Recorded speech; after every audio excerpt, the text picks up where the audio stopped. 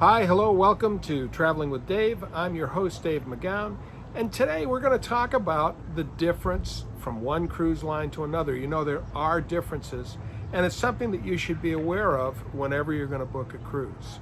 So that's our coverage today, right here on Traveling with Dave.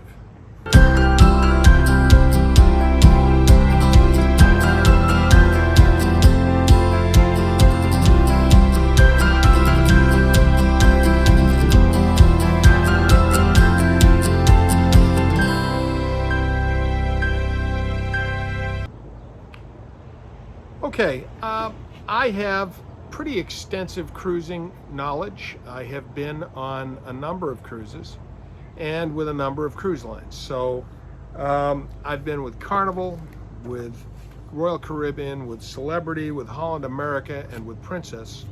I've sailed on those anywhere from 7 to 37 days. And I have a pretty good understanding of how those cruise lines work.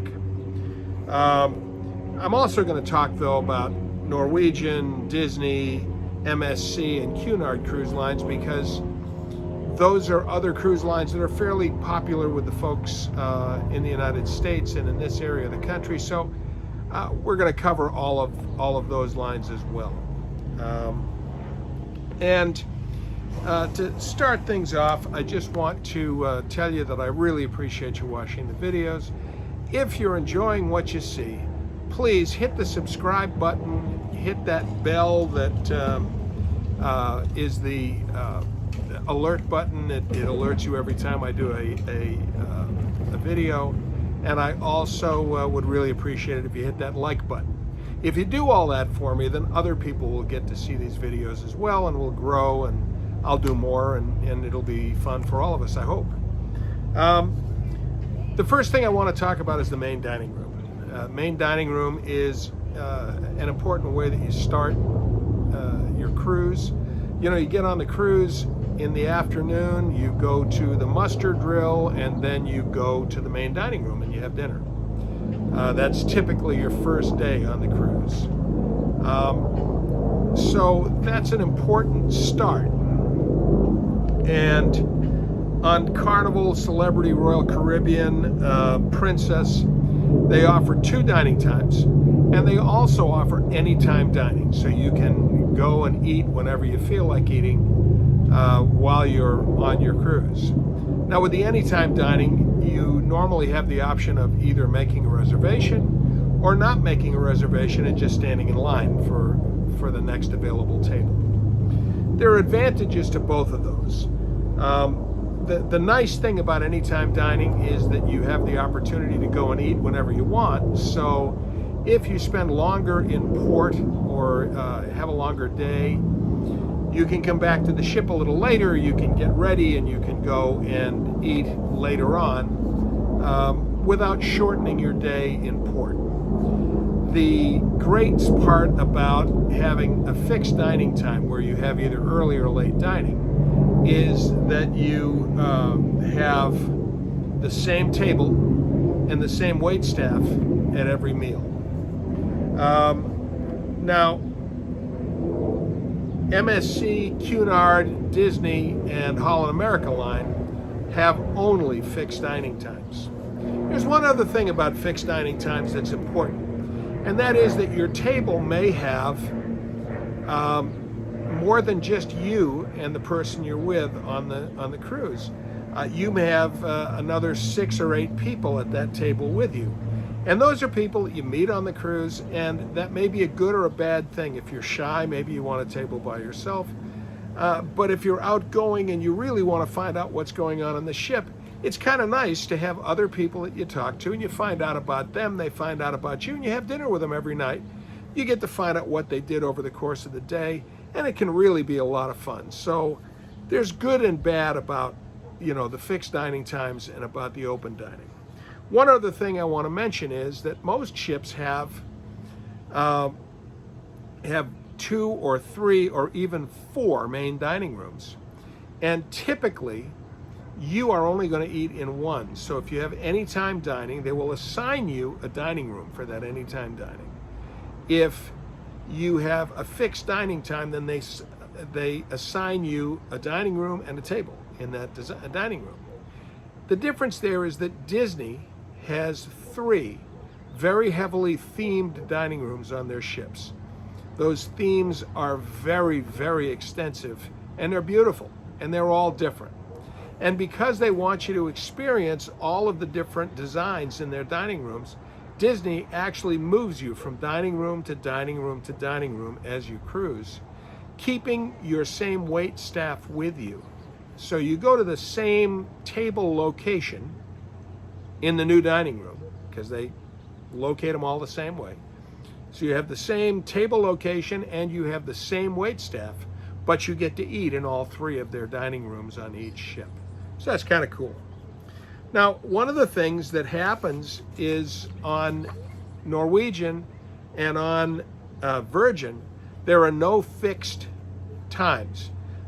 It's eat anytime on Norwegian, and on Virgin, they don't even have a main dining room. They have multiple eating spots. One of the other things about Virgin is that they have 20 spots to eat. That includes all of the different stations in their galley area, which is kind of like an upscale food truck area or an upscale buffet station area, if you will. But they don't have a main dining room. And you get to go and eat whenever you feel like eating. And you can go to their steakhouse, you can go to their Italian restaurant, you can go to anywhere that you want to go. And all you have to do is make reservations for any of those. There is no charge for any of those restaurants. They're all free. And that's not true of any other cruise line. Most of the cruise lines have several free restaurants, and then they have a bunch of restaurants that are specialty restaurants that cost extra money. I have to say that I never realized how busy my deck is with air traffic until I came out to record this video. So I hope you don't mind. I'm going to keep going here, but that's what we have. So all of that is the main dining room discussion, and it does kind of tell you that different cruise lines do different things. Even more important, though, is the dress codes, because the dress codes are something that tell you whether or not you want to be on that cruise line. We have friends that we cruise with all the time, and they are not formal at all. They wear slacks. It's 2 sisters. They wear slacks. They wear, just a regular shirt. Nothing formal, nothing dressy ever. On some cruise lines, they would be relegated to a buffet or a side restaurant. They wouldn't be allowed in the main dining room at all. That's true of Cunard. That's kind of true at MSC and a couple of others. But conversely, they'd be okay on Norwegian. They'd be okay on Virgin. Virgin simply requires that you wear something. They're not real specific at all. You just can't show up naked. So that's something else to consider. And Cunard is by far the most restrictive. They require you to wear a dressier outfit. If you're a woman, it's dressier slacks, it's a nice blouse, nice stuff. If it's a man, it's a collared shirt, it's a jacket every night. On formal nights, and there are 3 of them on a 7-day cruise on Cunard, on formal nights, you need to wear a jacket and tie. Women have to wear a party dress or a real dress pantsuit or something like that. They don't mess around with the dress codes. So something that you need to bear in mind: who's restrictive, who's not, who lets it go. In a general way, on a cruise ship, they call it cruise casual. They want you to want men to wear slacks, no jeans, nothing that's ripped, no shorts. And I have to tell you that if you have dress jeans, they'll probably let you in with dress jeans. Same for women. But they want a nicer, cleaner, crisper look, and they're looking for collared shirts for men. That's the cruise casual style, if you will.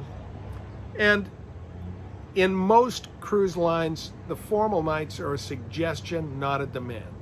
Not true on Cunard, but on everything else, it's a request, not a demand.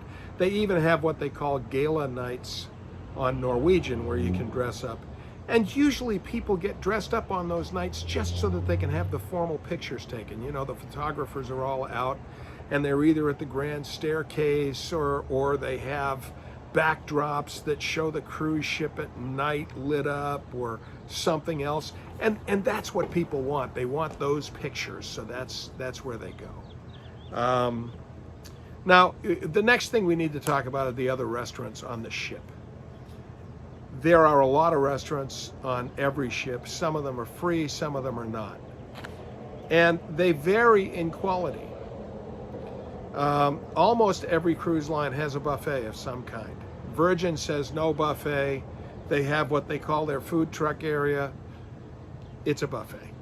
It's a buffet by another name, and it's okay. They call it the galley, and it serves a variety of food, which is pretty common with all of the buffets on all of the ships.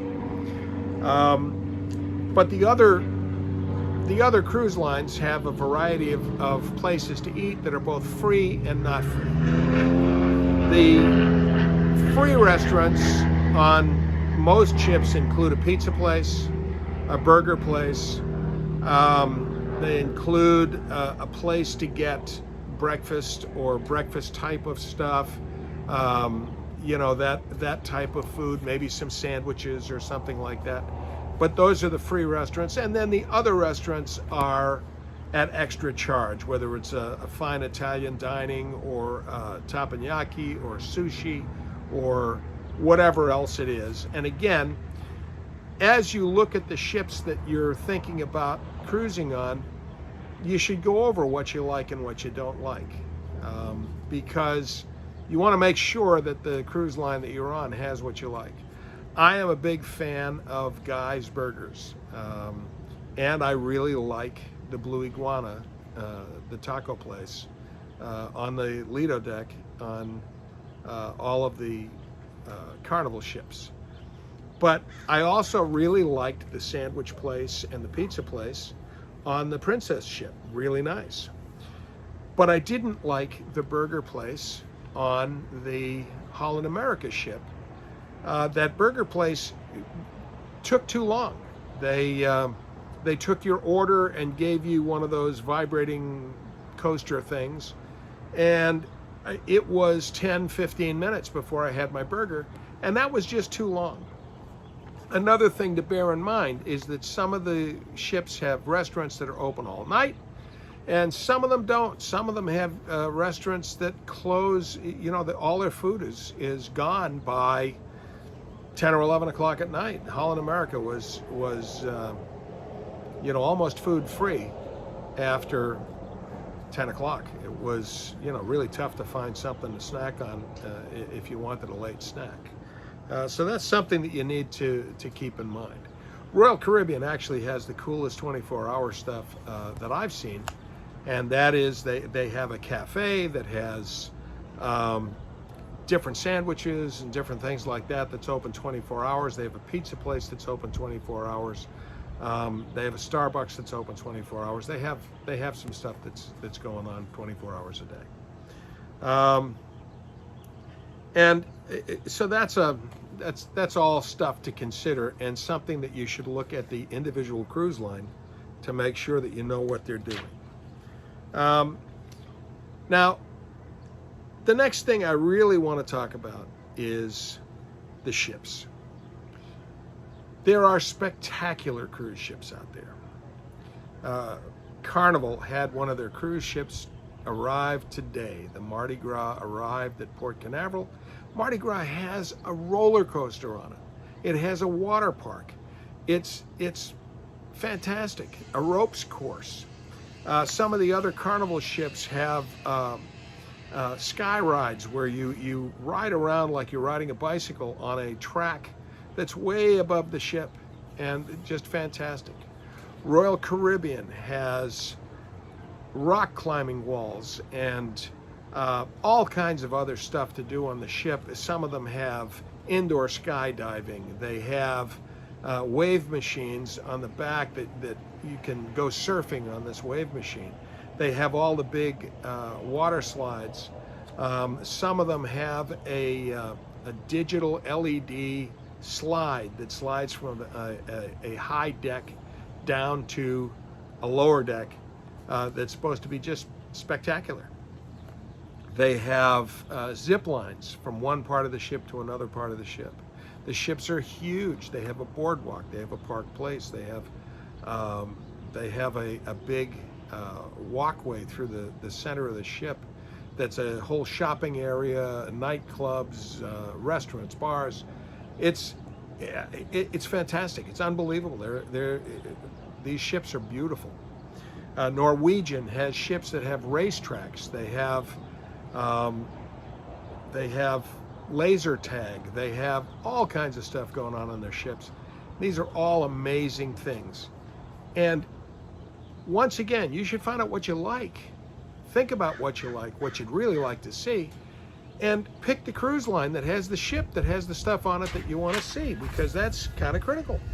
If you don't do that, then you won't really get everything that you want out of your cruise. So that's just something to bear in mind, something to remember. And the activities on those ships kind of go along with the way the ships are built. So let me give you this. The Carnival ships, party ship. I mean, party. That's their stock and trade. So one of the events that they have is a hairy chest contest where guys are chosen for a hairy chest, and then they dance around and do that stuff. And it's a lot of fun. It's funny, and you know, people get a kick out of it, and that's great. But it's kind of bawdy, and so some folks are offended by it. If you're offended by that kind of thing, well, don't go on that ship. At the same time, Disney has a party day. Arr! They make you. It's a whole pirate festival, and they have a Star Wars day. They have Mickey and Minnie Day. They have all kinds of things like that. Celebrity actually has a pool volleyball game between the crew and passengers. And the crew shows up, they have t-shirts that look just like their uniforms, and they show up in those uniform t-shirts and jump in the pool, so it looks like the officers are in full uniform playing pool volleyball with the passengers. It's a lot of fun. Overall, I find that the level of entertainment on the ship really matches the level of quality on the ship. The contests, the interactive contests with the passengers were just over the top on Princess lines. The set pieces, all of the stuff was just head and shoulders above the quality of anybody else. They actually have a singing contest for passengers, and they call it the Voice of the Ocean. And they have the chairs from The Voice that spin, and they put those on the stage. That's just an over-the-top set piece. It's amazing, as opposed to other lines that have, if they have a contest like that that's judged, they set up a folding table with a tablecloth and 3 people sitting behind the table. It's just a different level on the Princess Cruise. It's just how they do it. So you want to know what you like and go with what you like. Next thing to talk about are shows. You know, the cruise lines have a variety of things. A lot of cruise lines say, well, we have Broadway type shows, Broadway quality shows. Well, now a couple of the cruise lines, Disney, Norwegian, Royal Caribbean, have Broadway shows on the cruise. So you can see Mamma Mia or Cats or Kinky Boots or Aladdin or Beauty and the Beast on the cruise ship as part of your entertainment. And that's incredible. In addition to that, most of those cruise lines have a show group that does singing, dancing, all kinds of stuff on the ship. MSC has shows from Cirque du Soleil on their ships. It is amazing the amount of things that you can see on these ships. And once again, when you're cruising, talk to your travel agent. Make sure that they get you the show that you want to see, the type of entertainment that you want to have, because it is different on each ship. Virgin has a completely different set of entertainment, and they can't even explain it. I took all the courses, I did all the classes, and they have one that's singing, dancing thingy. It's and that's what they call it. They have unexplainable events that you just have to go to see what they're like. And speaking of going to them and seeing what they're like, if you're interested, I am doing a birthday cruise on Virgin. If you would like to go, contact me at travelingwithdave.com, and I will set you up on this cruise. It's a 5-day cruise out of Miami. It leaves on the 26th of September. We're going to Riviera Costa Maya in Mexico and to their private island in Bimini. And the day that we're at the private island in Bimini is my birthday. So it's my birthday cruise. And if you go on that cruise and I see you walking around and you're one of the people that went with me, I may reach into the prize bag and hand you a prize for going on the cruise with us. So try it out. It may be fun. The next thing to talk about is cabins. The cabins on the ships are all fairly similar. There are a couple of things that you should know. My experience on Royal Caribbean, I was on the Allure of the Seas, and the Allure of the Seas had the smallest balcony cabin that I've ever been in. When I say the smallest balcony cabin, it was so tight between the bed and the closet that I couldn't fit my feet between the bed and the closet. I have size 12 feet and they didn't fit. So that's something to keep in mind. In a general way, there are cool things about cabins, not so cool things about cabins, and there are secrets about cabins. On our Celebrity cruise, on the Celebrity Infinity, we found out that there are 16 cabins on that ship that have a balcony that's twice as deep as the normal balcony. And I managed to get one of those double deep balconies because I paid attention and got it. Once again, a good travel agent will be able to advise you on what you're getting for a cabin. They'll talk about square footage, they'll talk about how it's laid out, and they'll make sure that it fits what you need. If you're traveling with kids, for example, and you need extra sleeping space, they'll make sure that you get the cabin that works for you and works properly for you. So a good travel agent is what you need. Disney, by the way, has some spectacular family cabins that are themed, of course, for Disney, and those are amazing. So that's something to keep in mind.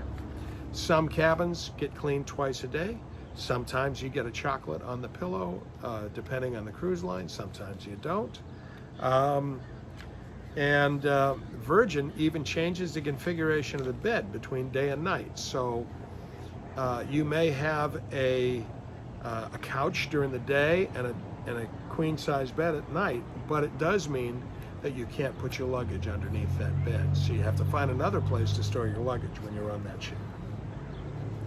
Okay, this next subject is kind of subjective because it depends on what you like.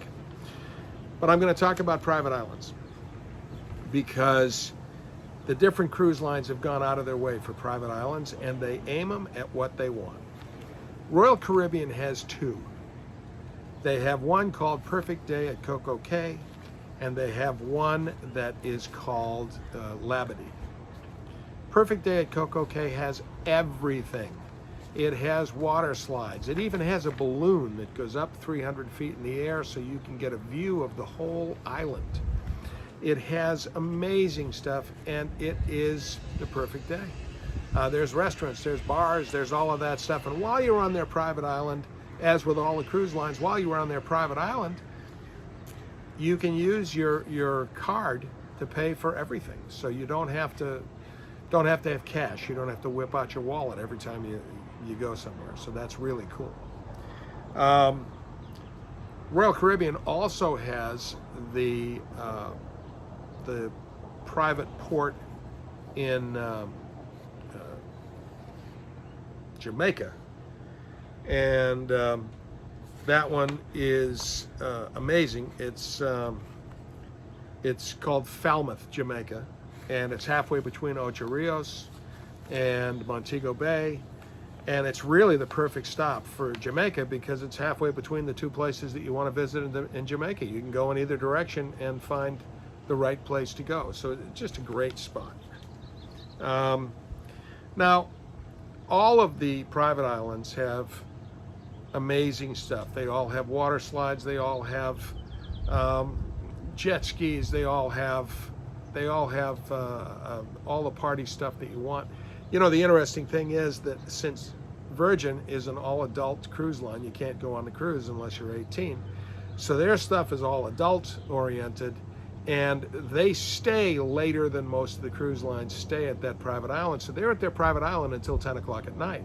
So you actually get to have a beach party at night on the beach, and that's really kind of cool too. So those are the things to look at. But the Mac Daddy of all of the private islands is that Perfect Day at Coco Cay. The last thing I'm going to talk about is price, what it costs to go on a cruise. If you look at the price of a cruise, it's going to be less expensive than an all-inclusive resort. It's going to be less expensive than traveling yourself to go to multiple places. It's less expensive, but you get to be on a ship and travel from place to place. You go to sleep at night in one place, you get up the next morning and you're somewhere else. And that's really the joy of going on a cruise. So here we are. I priced this based on double occupancy, and I based it on adding gratuities and Wi-Fi and a soda package, because those are the things that are free on Virgin. So I added all those in on the other cruise lines, and what I came up with is they range from $147 a day for a balcony cabin with all of that to about 180 bucks a day. And so they were all fairly close, but they offer so much. So it's really a great deal. And then if you have a good travel agent, and this is where I'm going to go from this point forward. The two things that I want you to always do when you're traveling: get a good travel agent, get insurance. The good travel agent is going to do a lot for you. If a travel agent is hooked up with a large travel agency, they're going to have group fares for every place that you go. The group fare is going to get you some credit towards your room charges, or it's going to get you a better price. It's going to get you a major price reduction. It is something that doesn't show on the choices for the cruise. They're also going to be able to get you airfare to and from. They're going to be able to get you transportation to and from the port. They're going to be able to cover everything for you. And I know that you're thinking, well, gee, I can get my own airfare, I can get my own other stuff. Here's the key. If you get airfare yourself, and for whatever reason your plane is late, and I had this happen to a friend.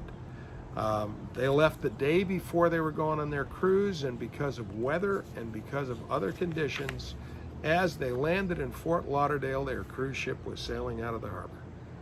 So they missed the cruise, and they had to pick it up in St. Martin, and they had to fly to St. Martin themselves and pay for the hotel, pay for the flight, pay for everything to go to St. Martin because they missed their cruise.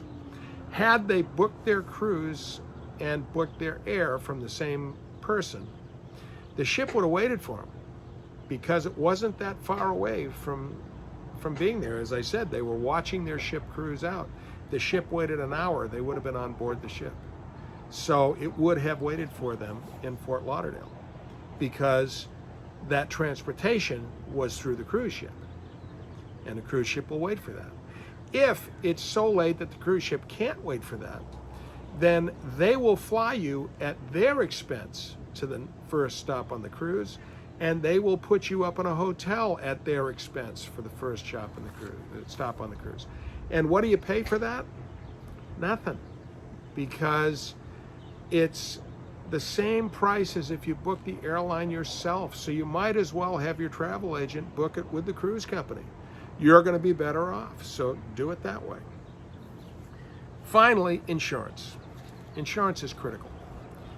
If you have a medical emergency on a ship and they have to airlift you off that ship, it's tens of thousands of dollars. We're talking, I've seen prices of $150,000 and more to get you airlifted off a ship and taken to where you have to go. If they have to transfer you from a port to a hospital in the United States or in your home country, it's tens of thousands of dollars. There's all kinds of hassle involved. If you have insurance, the insurance covers it all. It costs you nothing. And that's critical when you're going on vacation. You shouldn't have to worry about it. And there are two ways that you can get travel insurance. You can either get it for that particular cruise or that particular vacation, or you can get annual travel insurance, which will cover every trip that you take all year long. So again, talk to your good travel agent about getting that stuff. Now you can probably tell I am a travel agent. I book travel all the time, and I'd be happy to book travel for you, but I don't have to. You can go to any travel agent that you want, as long as it's somebody that you're comfortable with and somebody that you want to work with. Now, one last final thing, I'm going to ask you again to hit the subscribe button, hit the like button, hit that bell, and hit all the time, because I really want to be able to talk with you on a regular basis. I have a lot of tips and a lot of information to transfer with you, and I'd really like to spend some time with you. But until the next time, I'll see you on vacation.